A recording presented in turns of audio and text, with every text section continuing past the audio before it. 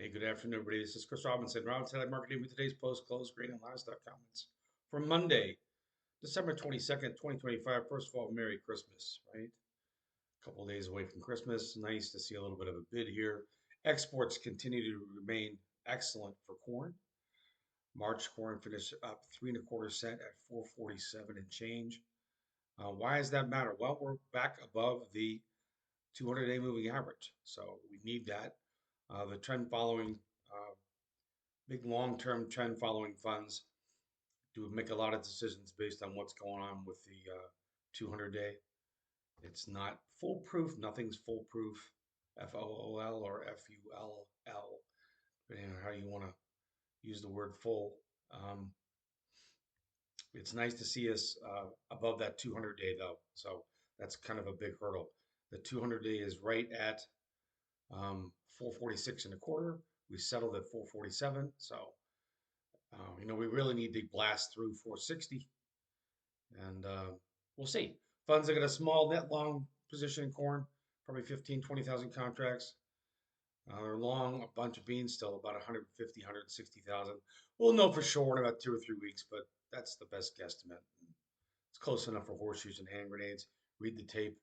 We did, hopefully, maybe, seemingly found a bid here in the jam beans. Jam beans well above the 200-day moving averages, is down at 1040. We settled up today at 1053 and a quarter, up 4 cents. Again, we just got absolutely hammered in the past month. That contract dropped to $1.22. That $1.22 drop came after a $1.56 rally. So just food for thought. The next time we get a big rally like that, making the sale, rewarding the sale. Nobody's calls tops. Nobody um, has a crystal ball. When you get a $1.56 rally, when we have the prices at 18-month highs, pick up the phone, sell something. I don't care if you sell 1,000 bushels. Reward that rally. Or if you can't bring yourself to part with your grain, spend some money on a cheap put. You didn't have to spend a whole lot of money on a put after a $1.50 rally. Possibly you were forced to the decision to roll up a put, right? Because if you set a put and then the thing rallied another dollar, if you didn't roll your put up, then yeah, you missed out on that dollar because poof. So yeah, doing a hedging program costs money, just like planting a crop costs money, paying for fertilizer, paying for um, insecticides, whatever it is. There's a cost associated with doing everything to help get better results. And part of getting better results with your farm operation, a lot of guys are just concerned about yield, yield, yield. And they don't pay any attention at all to the marketing. And sadly, unless you have a crystal ball or a deal with the devil, nobody knows where the highs and lows are. So you have to take steps to capture revenue when it's there, because you get moves like this where, in a month we rally, month and a half we rallied $1.55, and then 4 weeks later we've given back $1.22 of it. So that's why we hedge. And again, there's no exact science to hedging. I wish there was. I mean, if there was, then you wouldn't need a market, right? You just let AI handle it. So until that day comes, we have to hedge. Chicago wheat finished up 5.75 cents at 5.15. Kansas City wheat up 6 cents at 5.21 and a quarter. It's nice to see Chicago wheat bouncing away from $5. Is there more in the gas tank? I think a lot of that just depends on what happens with corn. Um, I don't believe that concerns about what's going on in Ukraine are fueling this. We had years of war, and every time people would get jazzed up about something that Putin did, the market just swallowed it up. So it's still a supply issue, people. And that's one reason why, even with all these excellent, excellent exports, great exports, amazing exports, the price is languishing. All right, let's move on to the cattle. Up 60 cents in fat cattle, up $1.10 in feeder cattle. No explosive moves after the cattle on feed report. It feels like, and we kind of were thinking this going into it, that maybe it was all baked in. You got to remember, we had already had a tremendous recovery rally. What am I talking about? Well, feeders after dropping $85, We rallied from 293. Actually, today we made a new high for the move at 342. So, to get a bounce like that, um, it's absolutely positively possibly already baked in a great recovery. We still haven't filled the gap yet in March feeders. The gap gets filled at 345.050. We did not get there today. Today's high was 341.450.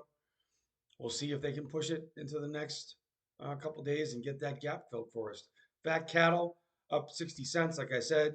Why on earth, and I put this in my letter, why can't we go up to that 235 level? Why can't we go recapture 62% or more of the collapse we had? And it was a collapse, kids. I don't know what you call a break from 250 to 203.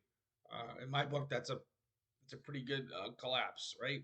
204.32 was the low after having a high of 250. So we have clawed back nearly 62%. We couldn't get it today. 232.85 is where we need to go. That would also fill in the gap. The gap in Feb Fats. Again, it's not a secret. It's on the charts. Everybody can look at it. It's at 233.425.